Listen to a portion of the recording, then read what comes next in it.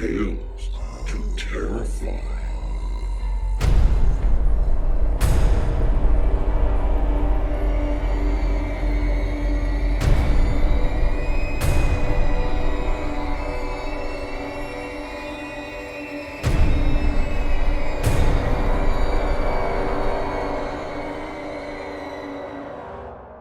Good evening, children of the night. Come on inside, settle in, and find something warm to drink. The days have been hot, and most of the evenings, but we've had a few that remind us that cold is coming. As you likely know, I've been working through last year's Goodreads list of Reader's Choice for Best Horror. I think I had skipped over remarking on Jeremy Bates' Suicide Forest. It's a story set in the Aokigahara Forest in Japan, which is one of the world's suicide hotspots. I found it fairly quick and enjoyable read, but there is only so much you can do with a story set in a spooky forest. So there is large tracts of the story that felt like the novelization of the Blair Witch Project.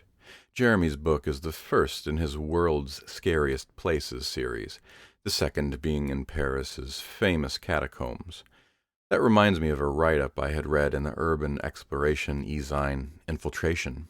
It's an interesting read, and I've linked it in the show notes. As someone who is interested in urban exploration, I'll kick in a bit of disclaimer since we're on the topic of catacombs. Use the buddy system and be smart. The Odessa catacombs outside of Kiev claimed at least one person who got lost in them about 10 years ago, and Urbex folks haven't forgot that one.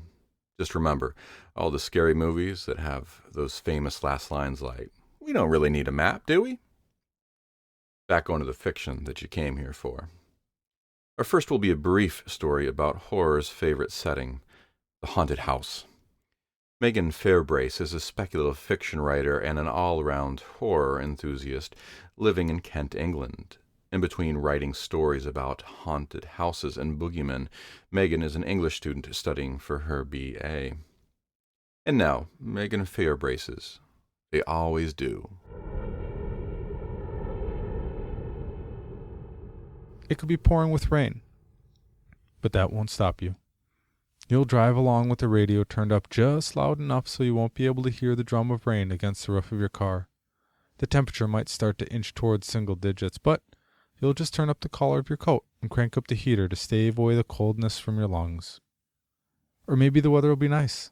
Middle of summer, perhaps. Maybe you'll drive with the windows down instead with the sun beating down on your face. Your throat will tighten and beads of sweat will start to bubble on your forehead, but of course, you won't be able to tell if that's from the heat or from the ache of anticipation.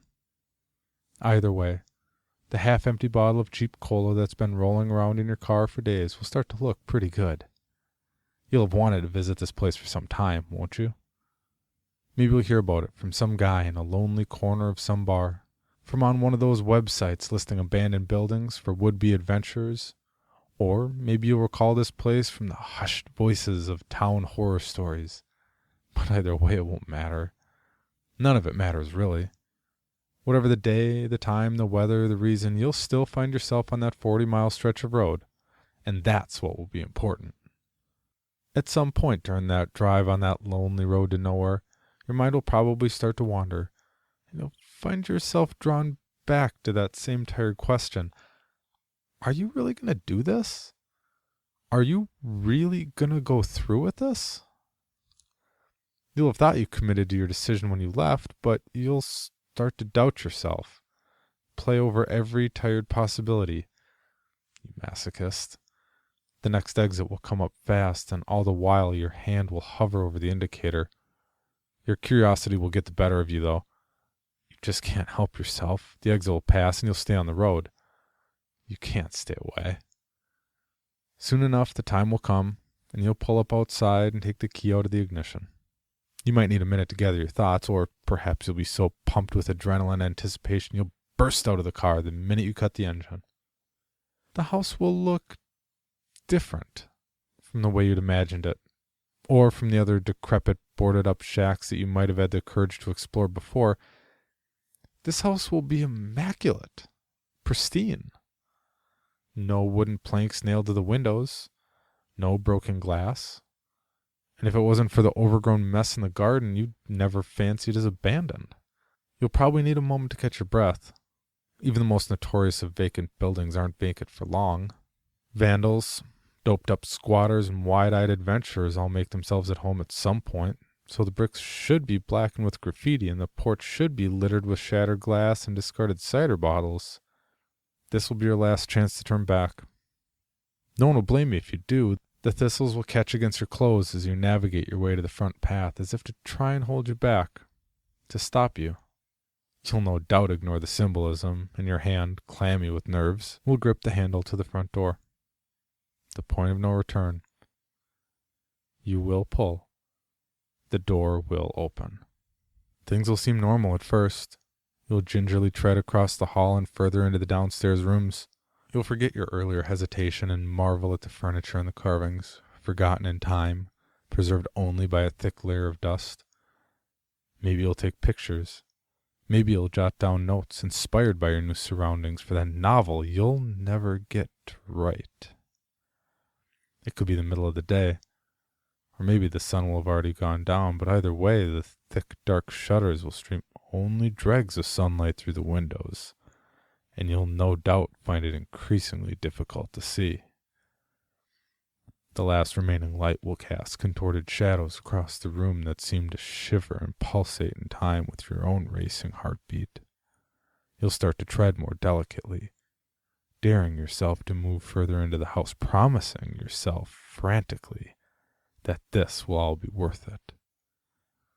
You'll want to rush, want to finish what you came here to do, but the light from your torch, if you are smart enough to bring one, will start to flicker as the batteries suddenly begin to strain for the last drop of power. The shadows will melt into the darkness, and your arms will fly out in front of you, groping for the exit. The front door will be locked, of course. You'll start to panic, start to retrace your steps, search for another way out, but there's only one way out of this house. There always has been. You'll bang on the heavy oak door, but all that will achieve are bloodied knuckles, and the sound of your pounding will be broken only by the sound of your soul-wrenching screams of terror. The darkness will be unbearable now, and every intake of breath, it will bleed deeper and deeper into you, consuming you. The terror will suffocate you by this point, and you won't know for sure that what you're seeing is real or merely the remnants of your own fractured sanity. Your hands will fly to your face, fingernails sharp, as if to try and claw the very images out of your eyes. Soon the metallic tang of blood will mix with your own tears and burn your eyes. No amount of blood or tears will ever blur what you'll see. You'll pull frantically at the door handle one last time, but it won't open. It never does. Eventually someone will find you. They'll see your car parked outside and abandoned, and on a hunch, they'll tread carefully through the garden of weeds at the front of the house. The door will open without a problem. You'll try to tell your story, but they'll mistake your babble of terror for insanity, and your story will be tainted with doubt. They'll never believe what you saw. They'll say you've lost your mind, and you'll spend the rest of your days sucking down pills from paper cups. You'll be a local legend. Children will tell stories about you around soft campfires and chant your name in darkened rooms for cheap thrills. Just another small-town nutcase. But someone will believe you. Someone somewhere will hear your story and see the glimmer of truth. They'll do some research of their own and come across hushed accounts on internet forums or yellowed newspapers from defunct prints. Or maybe they'll hear about this place from that same guy in the lonely corner of that same bar, from the same website listing abandoned buildings for would-be adventurers. Or maybe they'll recall this place from the hushed tones of their own town horror stories. Either way, it won't matter. More will come. I know they will. They always do. You did, after all.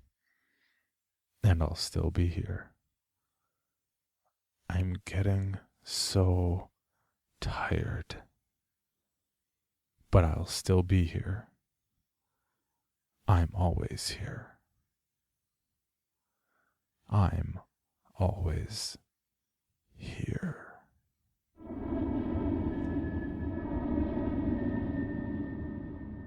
That was Megan Fairbrace's They Always Do, as read by John Grills. The term Jack of all trades doesn't really apply to John, mostly because he refers to himself as a 7, maybe 8 of clubs at best. On top of narrating, John has 5 novels of his own, including his Crazy Town mystery series, and has 3 more novels in the works. Husband, father, technical writer, Brazilian jiu-jitsu instructor, and podcaster of his own, Jiu-Jitsu After Dark, weekly podcast. One of these days, Johns even thinks he could move up and be a solid 9 of diamonds. Thank you, John. Our second story for the evening comes from Leon Chan. L. Chan lives in Singapore with his wife and a retired police canine dog. He's a fan of gothic fiction, weird tales, cyberpunk, and space opera. His favorite authors are Stephen King, H.P. Lovecraft, Terry Pratchett, and Neil Gaiman. Cursed with an overactive imagination, he spent most of his life telling and retelling stories in his head until he simply had to start letting them out in writing. He can be found lurking on Facebook. Link will be in the show notes. And now, Leon Chan's Cracks.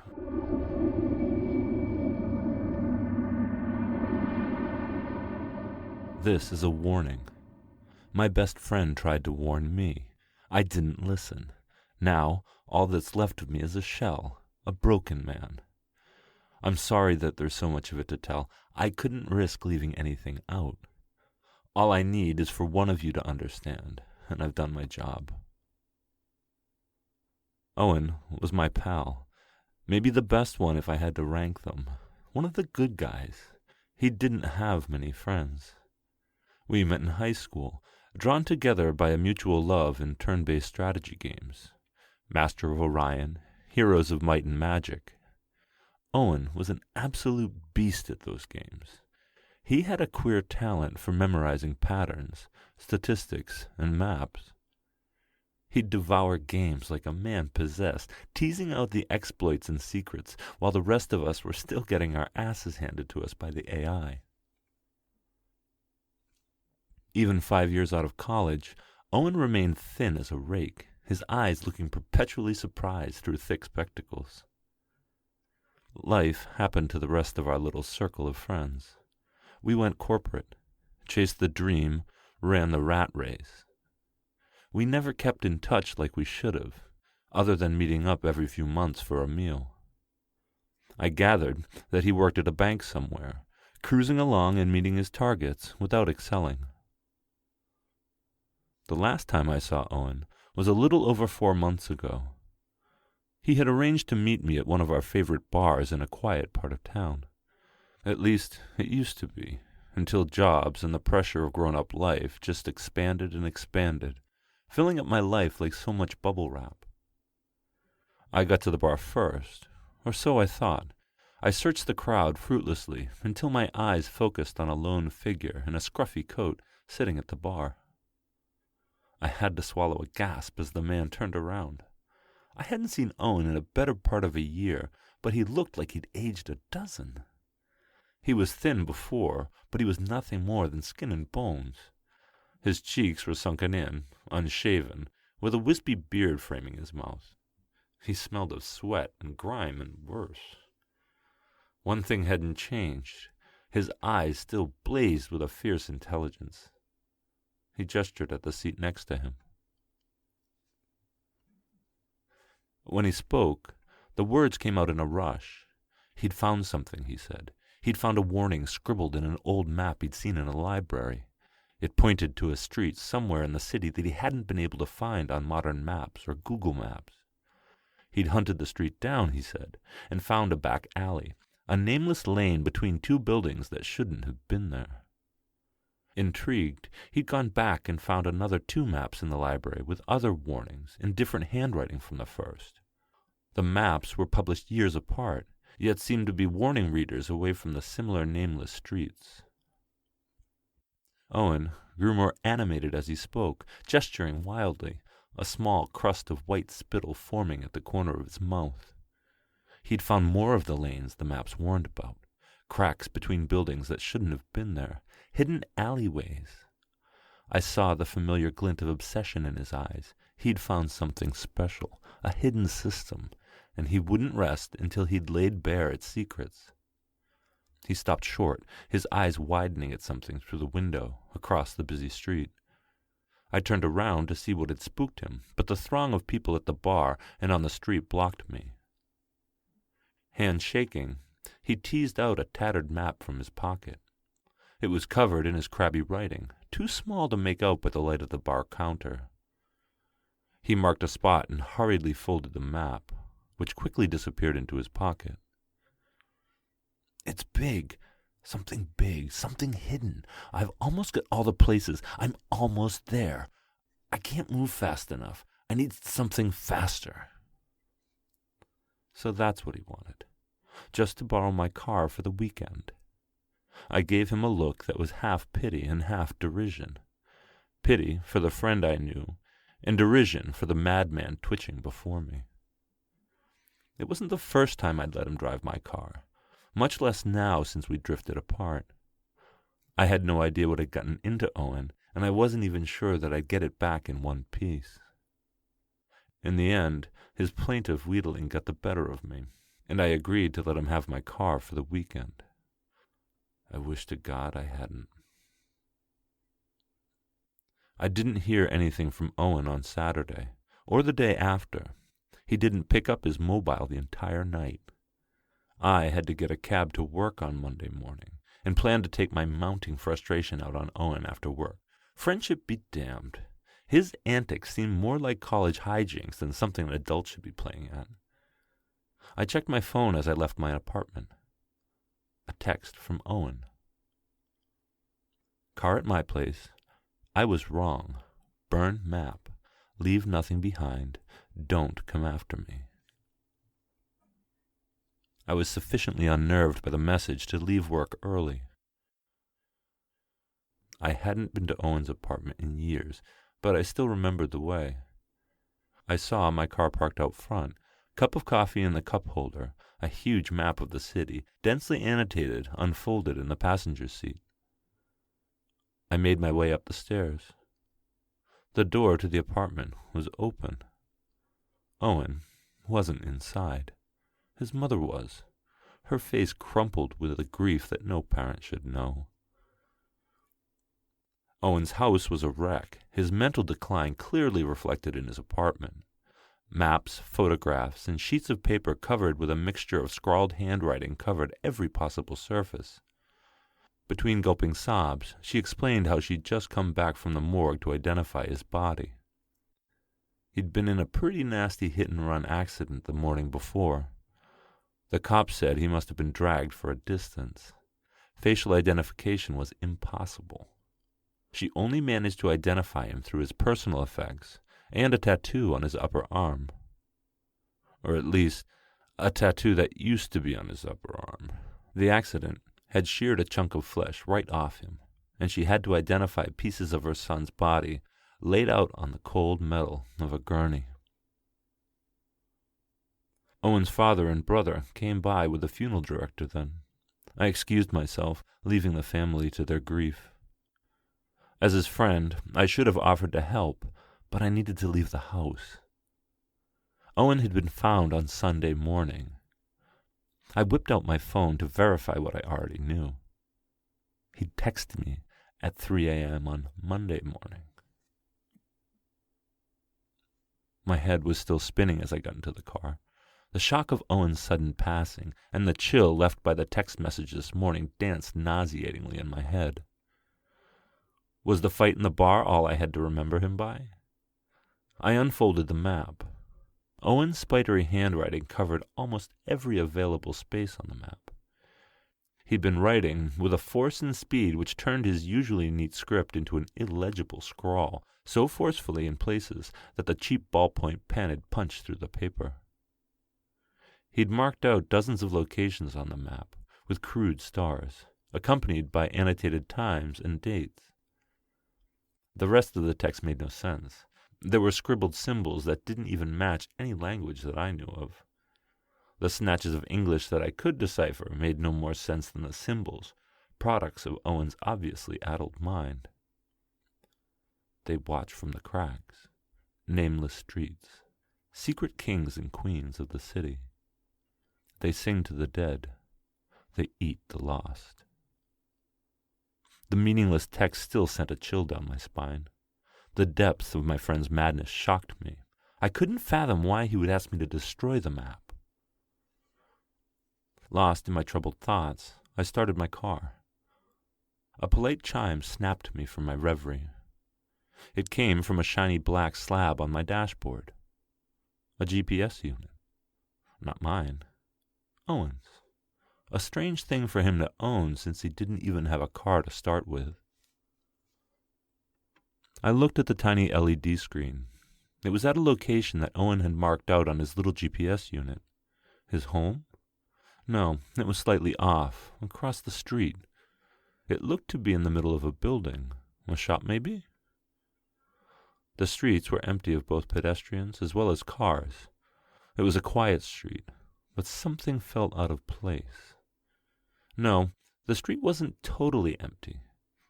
There was a small lane, practically just a crack between two buildings right next to my car.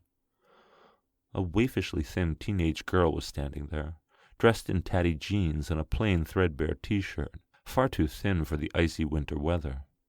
No shoes, either. She was wearing a look of intense focus on her face, her dark, piercing eyes staring upward towards Owen's apartment. Her face was perfectly formed, pale, but covered in streaks of dirt. Her blonde hair matted into crude dreadlocks. She seemed perfectly at ease in the cold. As though she could feel my eyes on her, her head snapped downwards and she affixed me with a mesmerizing gaze. I felt transfixed, like a butterfly pinned to a corkboard. Her bright pink tongue snaked out from between her dirty lips. The pointy tip ran across her lips in anticipation. I looked back at the GPS unit. There shouldn't have been an alley where she was standing. It should have been a continuous block of buildings. When I looked up, she was gone again. Unnerved by the nameless lane and the vanishing girl, I drove off a little faster than I should have. I must have driven at least 5 blocks when I heard the little chime from my dashboard again. Another star on the map. Same thing, a star where there shouldn't have been a break between buildings. I nearly slammed on the brakes in shock when I saw the girl again. There was no way she could have made the distance between my last stop and this one on foot. I racked my brains for a logical explanation as my car cruised by. A sister? Or did she have a car in a parallel street? I found her giving me that same intense look. It was the look, that hungry look. She craned her neck to follow my car as I drove by, like a snake staring a mouse down. I watched her shrinking into the rearview mirror for as long as I could. Then I floored the accelerator, trying to get as far from her as possible. Rubber squealed on the black asphalt. I'd put about 7 blocks between the girl and I when the polite chime from my dashboard sounded again. Adrenaline pumped through my system. My gaze swept across the empty streets. There she was again. It had to be the same girl. It had to be. She caught my gaze with her own piercing look, and she smiled at me. No, it wasn't a smile. She pulled her lips up and back and bared her straight white teeth, but there was neither humor nor warmth in the expression. It put me in mind of a baboon or a wolf facing down something small and helpless, baring her fangs, I thought. She abruptly turned and scuttled down the almost hidden alley. I stopped the car. Owen had found something, and I hadn't done right by him in his last few days, but I had to know how he died. I owed him that much. I rounded the corner mere seconds after the girl. The alley was empty.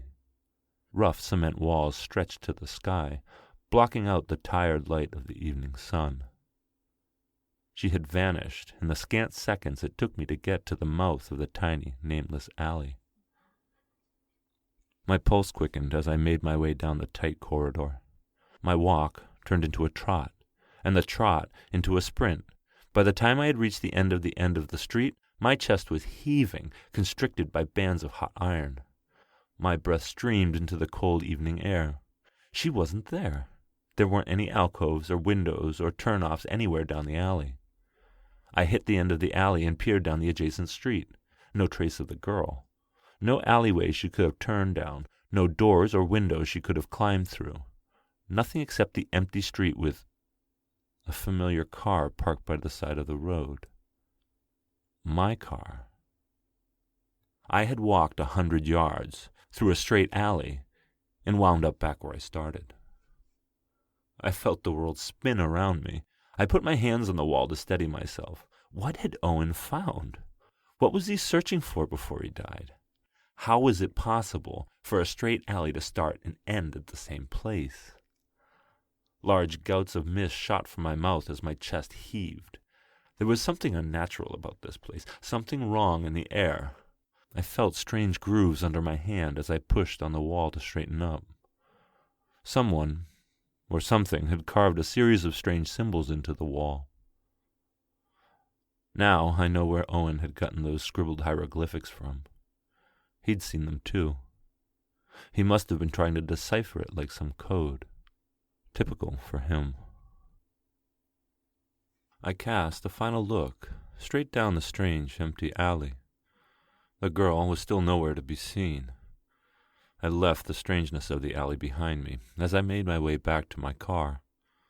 My breath misted on the cold window as I cast one final look towards that crack between the buildings, that nameless space. The nameless space with the same girl staring out at me. The temperature was close to freezing outside, but I finally realized what had unnerved me about that silent tableau. All that time I was staring at her. I hadn't seen her breath mist up on the crisp evening air. What I saw that day filled my waking moments like a creeping itch. I would find my eyes magnetically drawn to the hard plastic shell of my glove compartment on the slow commute to work. Owen's mysterious map and GPS navigator skittered around within their prison like caged rats when I took turns just a little too hard, reminding me of their presence. Owen had stumbled onto something strange. He'd found something, and it had consumed him. I'd gone to the funeral with the expressed intention of handing over the map and the navigator to Owen's family. The empty rows in the church showed just how far he'd taken his search. No colleagues, barely any friends. The odd family member. He'd lost his job months ago, cut off from all contact with the outside world. Owen's mom had aged a decade since I saw her last. The raw shock of hearing about her son's death replaced with a bone-deep sorrow, painfully obvious in the crinkles in the corner of her eyes, in her sunken cheeks, in her haunted, leaking eyes. I'd whispered my commiserations, saying how sorry I was. All the while, the truth of the map and Owen's last warning poised in the back of my throat like a wave of bile. I choked the secrets back, where they sat in my gut, swollen and sour. I had to find out more. I spent hours trying to decipher Owen's writing, looking for a pattern in the crazed scribblings. I lacked Owen's skill with codes and systems. There was no pattern that I could discern from the constellation of marked locations. No hidden messages leapt from his ravings. There was only one other thing to try. The day was cold, I remember, even for midwinter. Not a skin cold. The cold that cut through your clothes, seeped in with every breath into your lungs. A deep, bone cold. I returned to the first 3 alleys where I'd seen the girl. I found nothing. The alleys were totally empty, in stark contrast to the busy streets just a few yards away. The 4th one was empty too. It was getting dark by the time I got to the 5th point marked on the map. The crowd on the sidewalks had thinned out as the chill got deeper. Owen's handwriting was impossible to read in the weakened light. I rounded the corner and saw another one. He could have been a brother or a twin for the girl I'd seen. Same blonde hair, a simple fitted t-shirt, jeans, barefoot on the biting cold concrete. He gave me a sardonic stare. He looked to be gnawing at something, a chicken wing or something similar, with great gusto. I saw as he stretched his mouth open to suck out the last ounce of flavor off the little morsel before drawing out the bleached bone from his mouth and flinging it into the distance. He made a little mew, as though he'd bitten into something sour. His eyes still locked with mine, he opened his mouth and rooted around with a questing finger. Finding what he'd been looking for, he hooked out a huge-looking grayish chunk out of his mouth and delicately set it on the floor. Abruptly, he turned, took 3 deliberate steps to his right, and vanished around a turn. I rushed forward to see what he had out on the floor. I wish I hadn't. It was a ring, class of '06, still slicked wet with saliva on the outside, but sticky red with blood and shreds of tissue on the inside. I instinctively clutched at the identical ring I wore on my index finger. The boy hadn't been chewing on any buffalo wing. He'd been chewing on Owen's finger.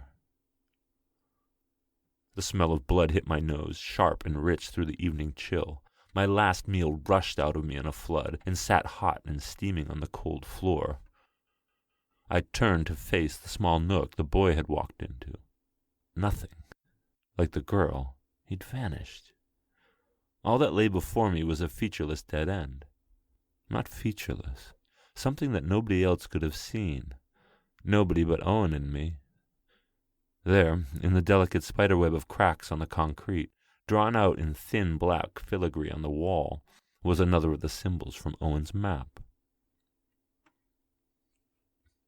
When does a search become obsession? And when does obsession burst into mania? Owen's degeneration was as clear as day to me, but my own descent was far more subtle. The terrible damage of the accident had visited one final indignity on Owen and his kin. They had to say goodbye to the polished wood veneer of a closed coffin. Had it really been my dear friend in that box? There must have been a few hundred of those rings pressed out. It could have belonged to anyone in my graduating year, yet I knew deep inside of me that it had to be Owen's ring that I had picked up off the cold cement, wet with spit and blood. My search began in earnest then, to seek out what he had found, hoping beyond reason that I would find my old friend somewhere along the path. It started innocently enough. I'd spend a free evening after work wandering the streets, following Owen's map, each location like another morsel on a trail of breadcrumbs. Again, I got the sense of a deeper pattern behind the randomness, and cursed myself for being unable to see it. Each site I visited seemed to hold a piece of the puzzle. I grew adept at finding the hidden symbols that Owen had found in the cracks of the city.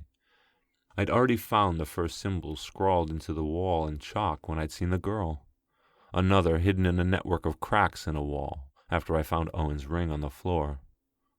Those weren't the last.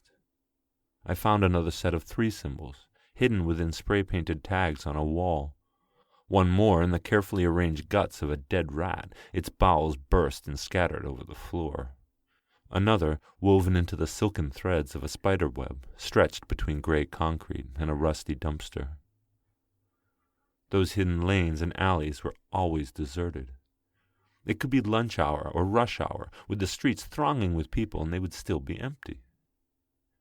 I'd walk down those plain blank concrete canyons for hour after hour, always feeling watched, never alone. I never saw another living soul in those lanes and alleys during my search, but the hairs on the back of my neck would rise once I stepped into one. There was a sense of something deeply wrong, wholly unnatural about those empty spaces. The sudden silence would envelop me like a cocoon, the rush of voices and vehicles coming from a world away, faint like the tinny broadcast of a distant radio station. The isolation was palatable. With the insulation came a crawling fear, a watery feeling in my guts and my legs that something or somebody was observing me, leading me in my search.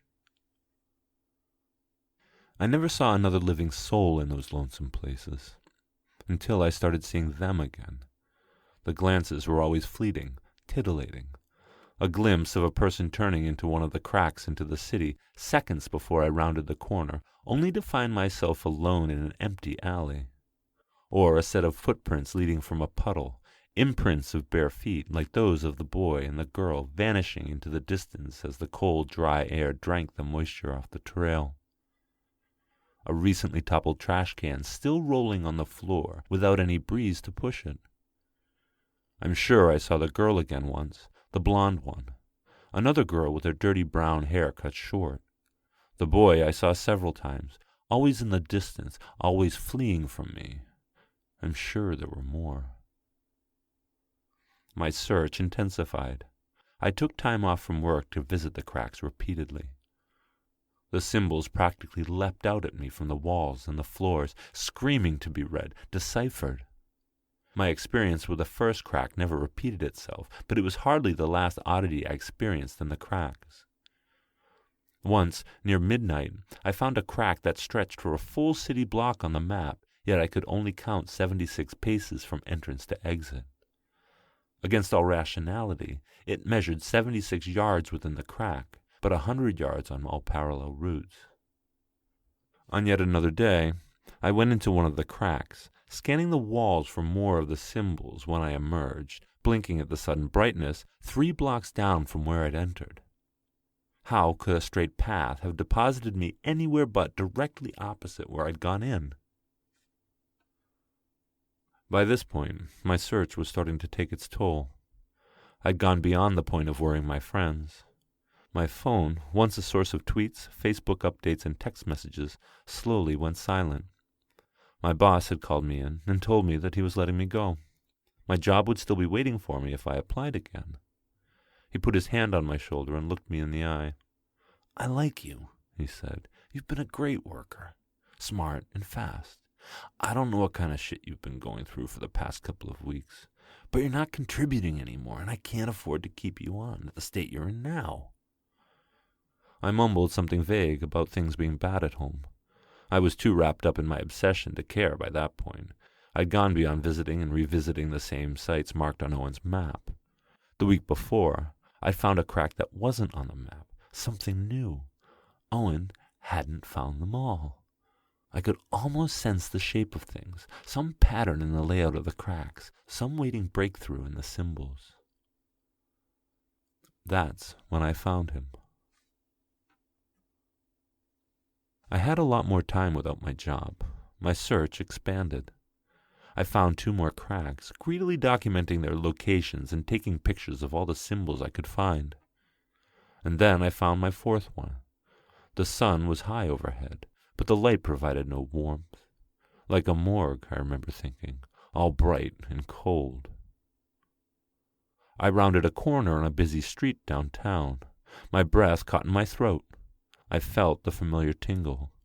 I'd found another one. My heart leapt. There was something else here. A few yards in, hunched over, was a man. A denizen of the streets from the look of it. His tattered jacket wrapped tightly around his slight frame to keep out the biting cold. A dirty hand poked out of his jacket, holding the zipperless front together. I just saw 2 fingers clutching the dirty material. Some terrible damage had been wrought on his hand. A bandage, gummy with dried blood and pus, covered the rest of it. I rushed forward to speak to him, the first other real person I'd seen in my search. He perked up at the sound of my footsteps. His rheumy eyes widened as he saw me. The man raised a sheet of cardboard, crudely torn from some carton or box. I'd expected to see something routine, a plea for spare change, something about being willing to work, maybe even something witty. Instead, scrawled in large blocky letters, 4 words: "Run. They hunt you." The rough strokes of the letters were too broad to have come from a Sharpie or a marker pen. The ink was a rusty smear of brown, too spread out to have come from a normal writing instrument. Blood. The man had written the warning in blood. "Who?" I formed the question with my lips, even as the answer rang in my mind, clear as a bell. Owen's voice. "The king and queens of the city." In that moment, my eyes locked with the clear blue eyes of the wreck of a man in front of me, and the dawning realization hit me like a freight train. Owen, sweet God in heaven, I was looking at Owen. He'd known it was me all along, of course, but he hadn't expected the look of recognition on my face. He opened his mouth and moaned, a wordless sound of pure anguish, his mouth wide enough for me to see the black stump flapping around inside like a dying fish. The shock of recognition was too much for me. My knees buckled as I backpedaled away from the ruinous vision in front of me. I went over backwards. The impact drove the air from my lungs. The world flashed white as my head met the floor with a crack. I got to my knees, wincing in pain. Owen wasn't there in front of me. I raised my head. The pain felt like tent spikes between my ears. Owen was standing a few feet from me, but he wasn't alone. The blonde girl was standing next to him, dwarfed by Owen's gangly frame. She held his hand delicately, like a nurse leading someone old and infirm. Owen's entire demeanor had changed. Moments before, he had worn an expression of shock and anguish. All that had melted away, and there was nothing but naked fear in his eyes. He shook gently as the girl raised his ruined hand to her lips, planting a kiss on the rotten bandages over his missing fingers. Not a kiss. I saw her lips work up and down as she sucked hungrily. When she looked up, there was a smear of brown over the perfect pink bow of her lips. "We're coming for you next. There is so very little of this one left, and there are so many of us." Her voice was clear and sharp, with just a trace of girlishness. She reached up and stroked Owen's cheek softly, smiling at me. Owen shuddered. The crotch in his jean darkened as he lost control of his bladder. I tried to get to my feet, but the pain was blinding. The rush of blood to my head whited out my vision again. I blinked furiously, trying to clear my sight. When the world swam back into focus, Owen and the girl were gone.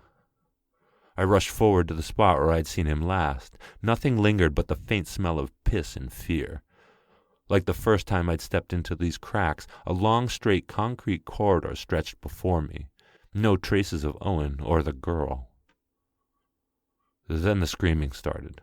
The same sound that Owen had made earlier, a sound of pure pain and anguish torn straight from his soul. It seemed like it was coming from everywhere and nowhere. I spun like a madman, hoping to catch at least one glimpse of my friend. He wasn't there. I put my hand against the wall to steady myself. I snapped my hand back.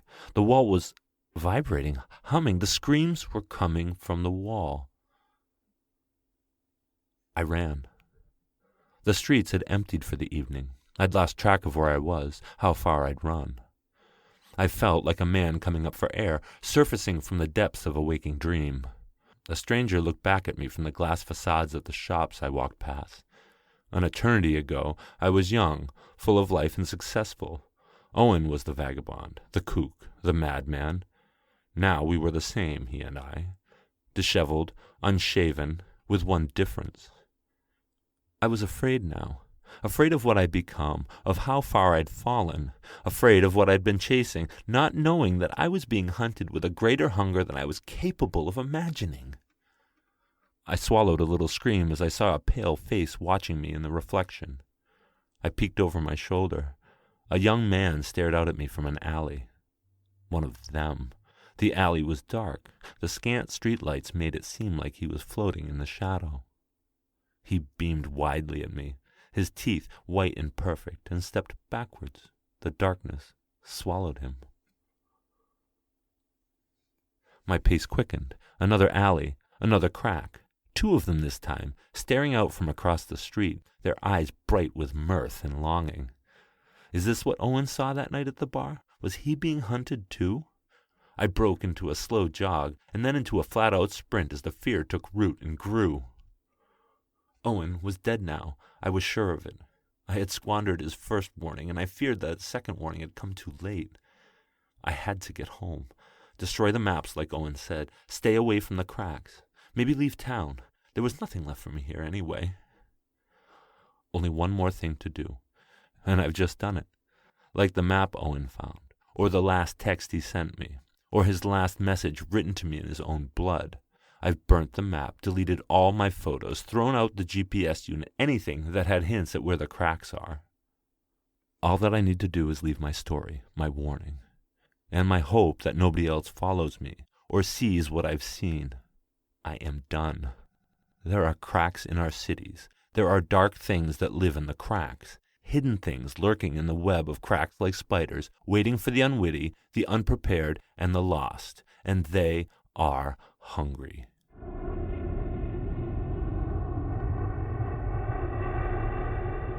That was Leon Chan's Cracks, as read by Seth Williams. Seth Williams is the avatar for a 3-kilometer sentient starship that is parked, probably and comfortably, close to the third planet. Surprisingly, he has not yet been discovered. He is very happy that the inhabitants have discovered enough technology that he can communicate in this limited fashion. He is a frequent narrator for 2 podcasts, Far-Fetched Fables, and right here, of course, on Tales to Terrify, both part of the District of Wonders network. His first audiobook was released on Audible.com last month. Thank you, Seth. That will be our show for the evening, Children of the Night. Our show was produced by our editors Philip Oldham and Scott Silk, and theme music by David Rakelin. Join us again next week for another episode of Tales to Terrify.